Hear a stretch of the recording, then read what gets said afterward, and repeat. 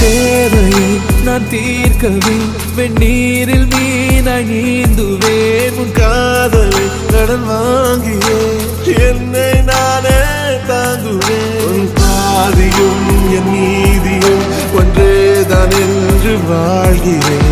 உன் கண்களில் நீர் சிந்தினால் அப்போதே செத்து போகிறேன். சாலையோர பூக்கள் சாய்ந்து நம்மை பார்க்க நாளை தேவையில்லை பெண்ணே நாளும் வாழலாம்.